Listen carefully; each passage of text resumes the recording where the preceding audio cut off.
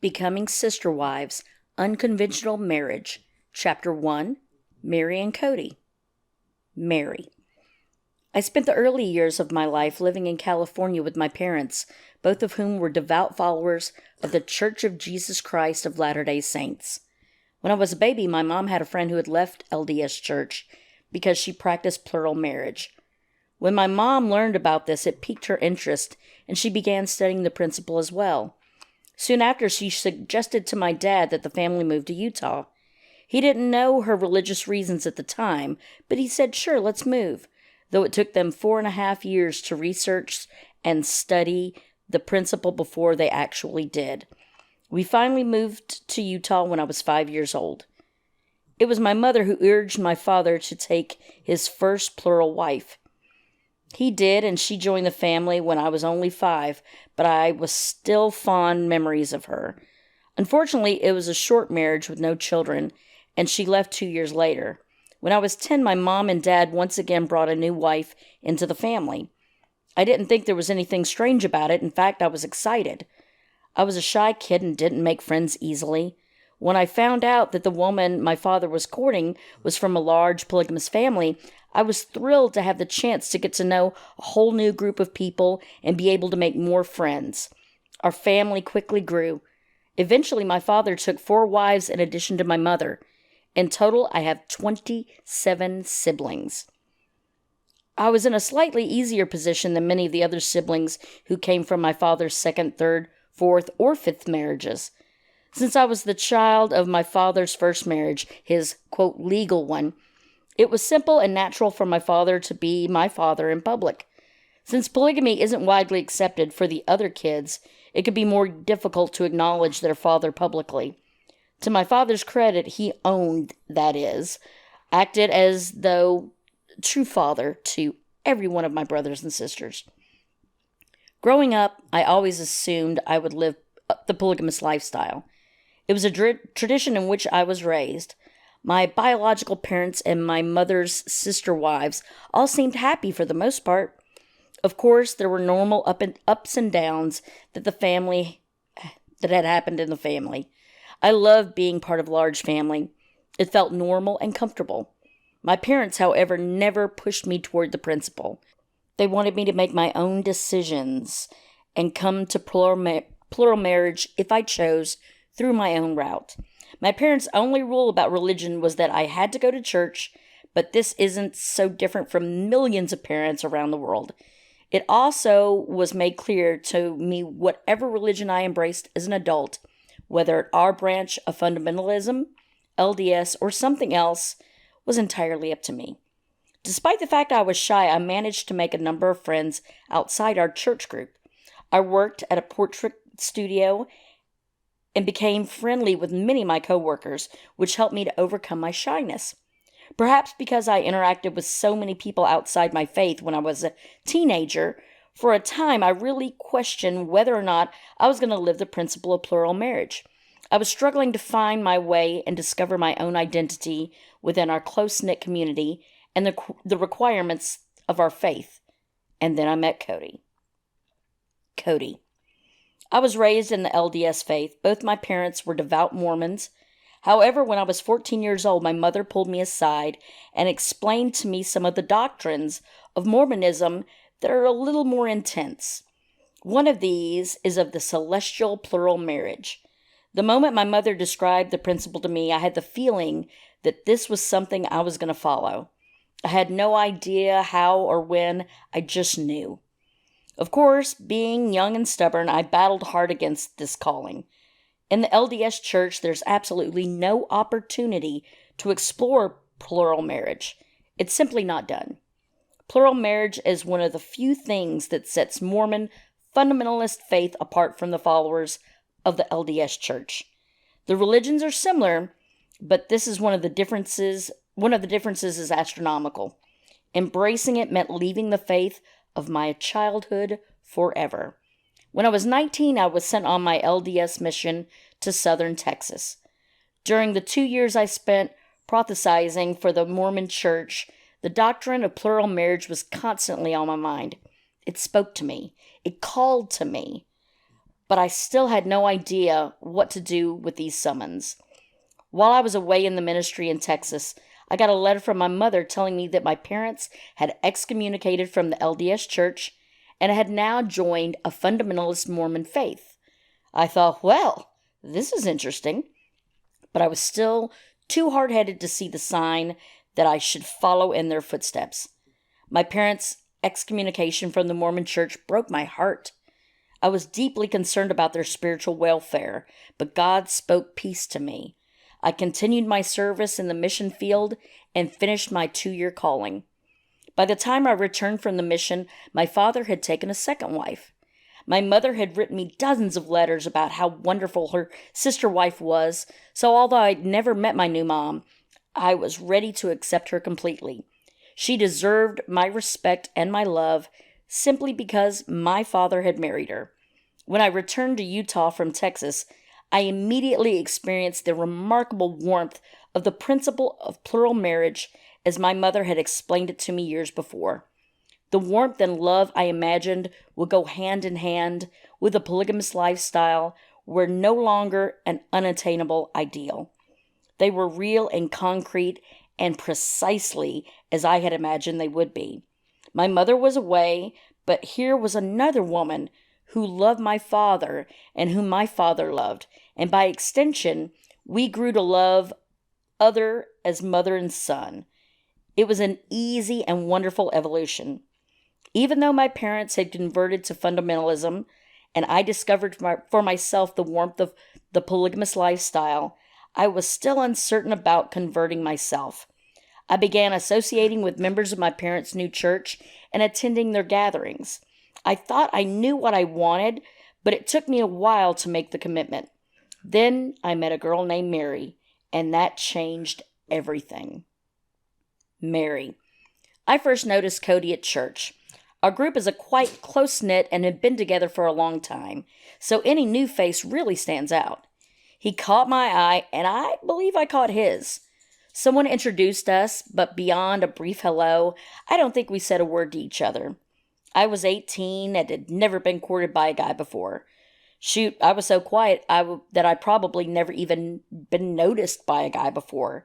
So nothing of romantic nature crossed my mind during this first meeting. That summer I attended a camp for girls of our faith. One of our fellow campers, a girl named Christy, was here from out of state and had a photo of her brother who was attending our church in Utah. When she showed it to me, I immediately recognized Kody.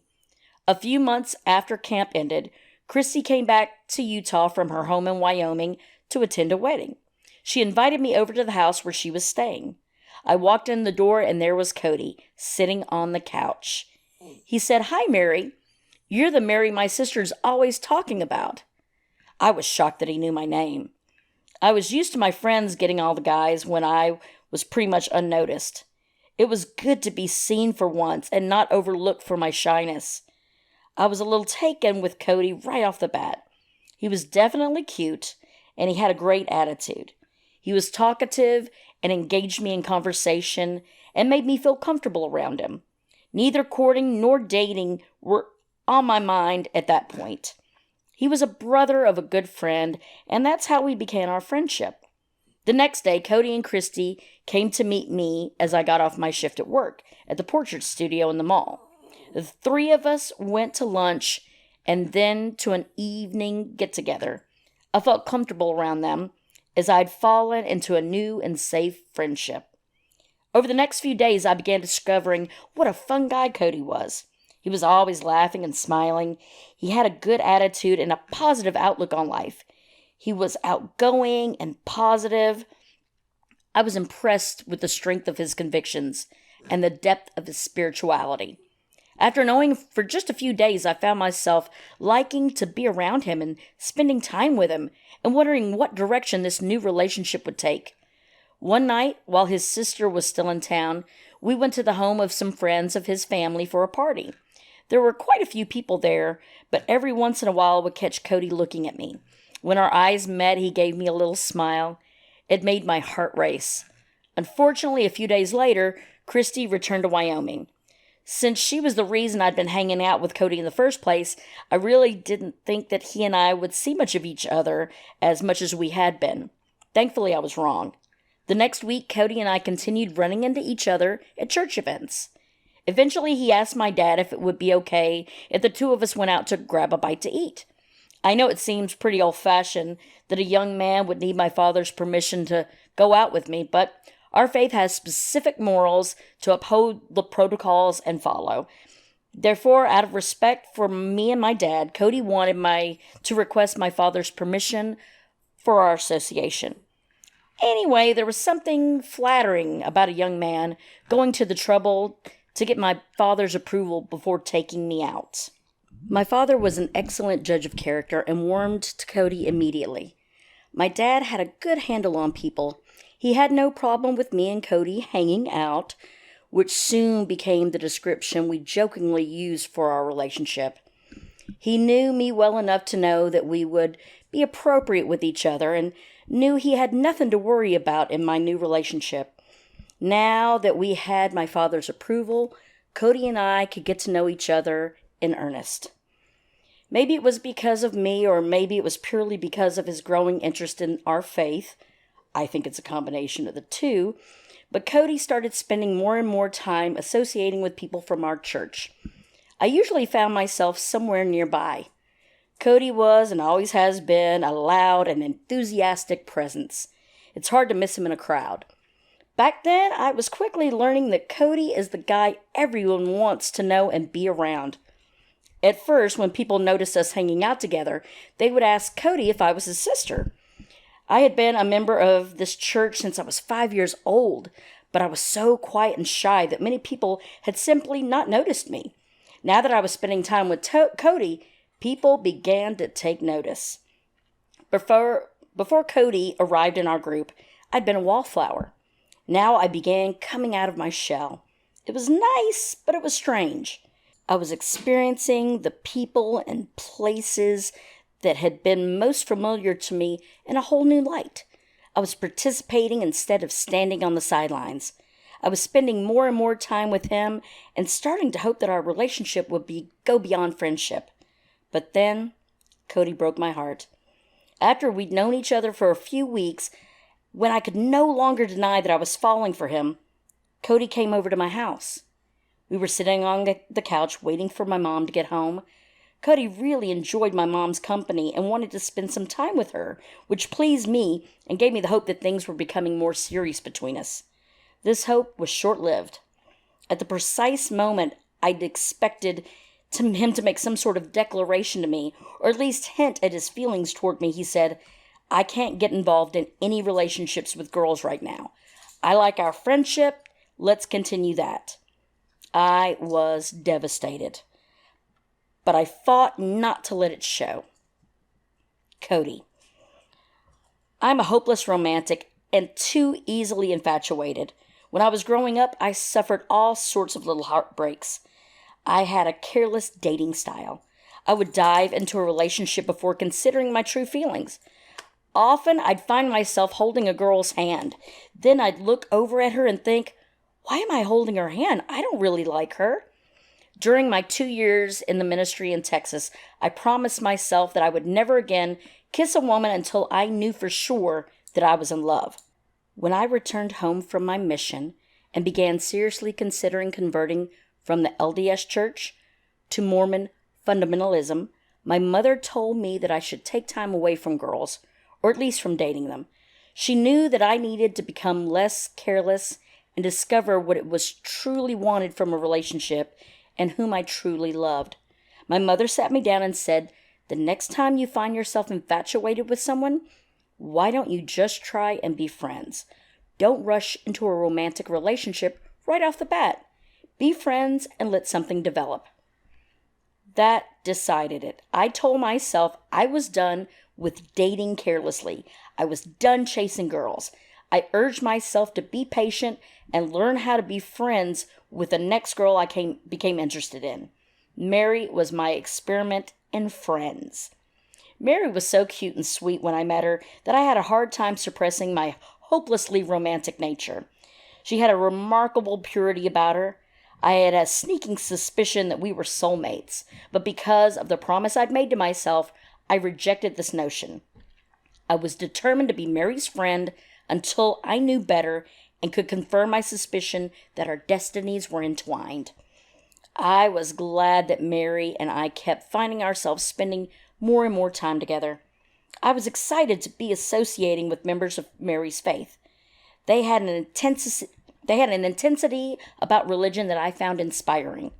Perhaps because of their religion was somewhat counterculture and at odds with certain conventional doctrines, they took no aspect of their belief for granted. They examined their convictions carefully and enthusiastically. The members of this group were fully committed to their ideologies and discussed them at length, both debating and confirming the tenets of their religion. Every day I spent with this group seemed to turn into an impromptu revival with profound discussions of spirituality and religion that I'd been missing from the LDS church. Even though I loved my new group of friends and their congregation, I hadn't yet determined whether I should join the faith. Nevertheless, I kept surrounding myself with people from my parents' new church.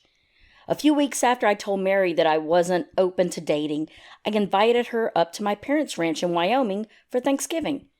Meri and I were never far from each other's side during that trip. Naturally, people began to ask if we were dating. It was pretty clear that we liked each other a whole lot, more than friends.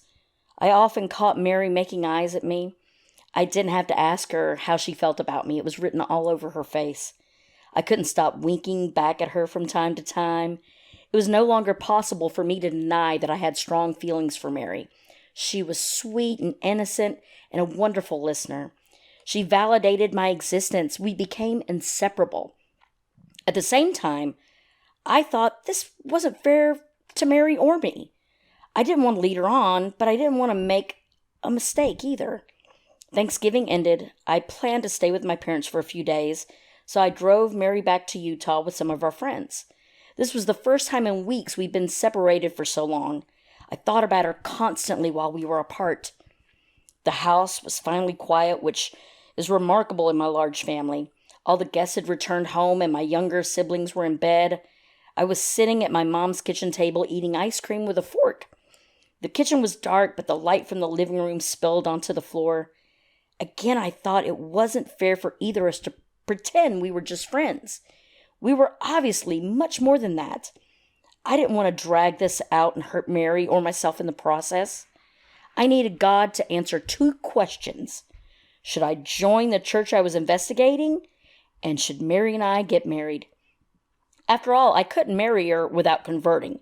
But I wanted to convert because of a spiritual conviction, not because of my love for Meri. I finished my bowl of ice cream and decided to fast and pray until I knew with deep conviction what path I should follow. I went to the bunkhouse on my parents' property, which is where I slept. I got into bed and I began to fast. After only 2 days of fasting, I decided to drive back to Utah. Meri's parents had invited me to stay in the guest room at their house. I hadn't eaten since Meri left Wyoming, and I was shocked at how great I felt. I was strong and energetic, as if I were being sustained by a greater power throughout my fast. I felt as if this remarkable strength that persisted without food or water was part of my answer. When I got to the guest bedroom, I was overcome with an overwhelming feeling of peace, greater than anything I'd experienced before. That feeling, that unbelievable sense of tranquility and calm, was exactly what I had been searching for. I had made my decision and I was at peace with it. That very day, I told Meri's dad that I had decided to join his faith. He made the arrangements quickly. The next weekend, I was baptized and I committed myself to the principle of celestial plural marriage and to God the Almighty. Somehow, in the middle of all this, I remembered to ask Meri's father for his permission to court his daughter. I guess my conversation really cast me in a favorable light because he granted it immediately. After the baptism, Meri and I went to the temple square outside of the LDS temple in Salt Lake City to meet up with friends. I had my answer about both my faith and about Meri. I knew that I wanted to marry her, and I just had a feeling she would say yes if I asked. But as usual, I was moving too quickly and following my romantic impulses. We hadn't even started courting, but I was already kneeling at the altar.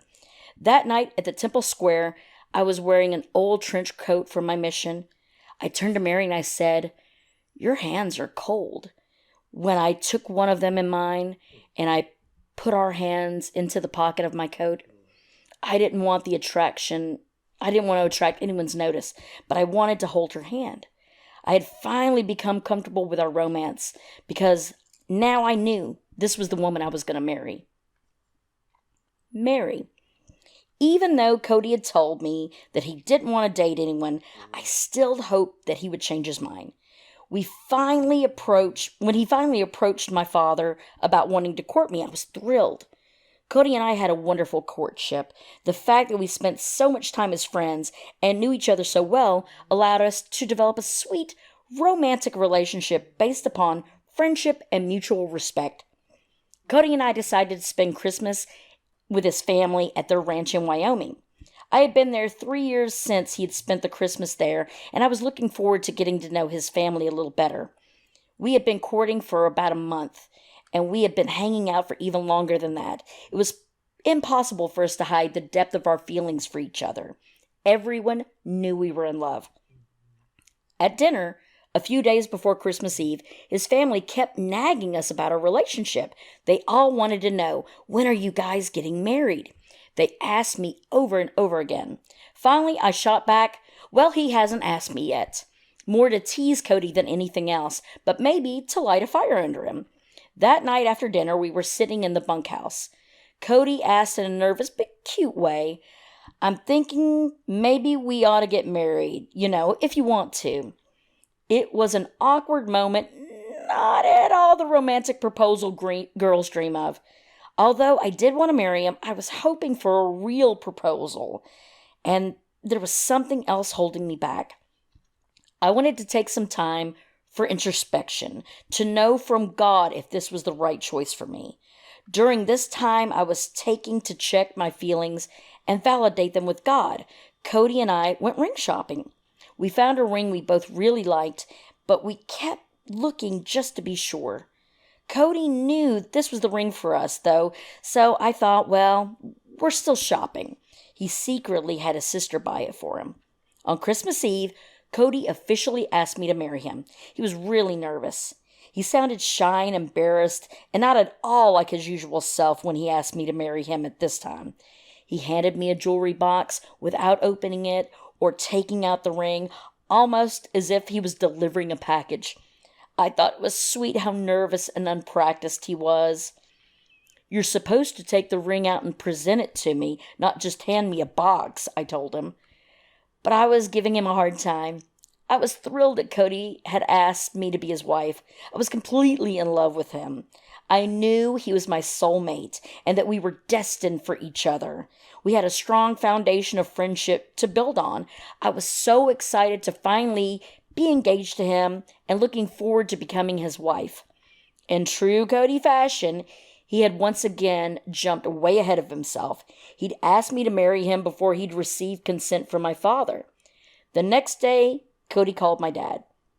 The two of them had developed a deep friendship based on faith, spirituality, and understanding. So my father gave us permission at once.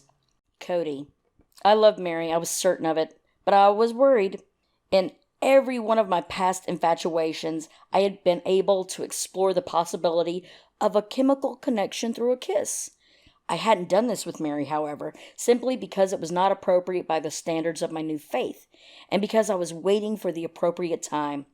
When we started our courtship, I promised myself I wouldn't kiss her until we got engaged. This strict abstinence made our relationship and our commitment to each other more powerful and meaningful. This was no simple infatuation. It was love that had been established without the complications of physicality, which makes it spiritual above all else. During the first week of our engagement, between Christmas and New Year's, we met with the head of the church to get his approval so that we could get married. He gladly granted us permission. On New Year's Eve, there was a dance for the members of our church community. Meri looked fabulous in a peach dress she wore and accentuated her curves in a way I hadn't avoided noticing before our engagement. I didn't need any proof that I was attracted to her at this point. I knew it without a doubt, and I was very excited about my decision to marry her. It seemed throughout the dance that we were the only two people there. Our voices and the chatter of our friends and family seemed to just be in the background hum as we got lost into each other. She was the most beautiful girl in the room. I couldn't take my eyes off of her the whole night. When I took Meri home and we were saying goodnight, I leaned in and I kissed her. I hadn't planned to do it, but I didn't try to hold myself back. It was a sweet kiss that felt natural and right. It was the best start of the new year I could have envisioned. That kiss told me I had made the right decision to ask for Meri's hand. Our chemistry was undeniable. Meri and I set a wedding date for April 21st, which gave us nearly 4 months of courtship and provided the time for us to even further deepen our relationship. It was an important and special time. After 3 subsequent marriages, I now understand what a luxury this courtship was. Since we had a monogamous engagement, there were no complications from our emotions or our feelings of another wife. Meri and I were able to date as much and as freely as we wished. We were able to get to know each other unencumbered and unhindered. Those 4 months were wonderful.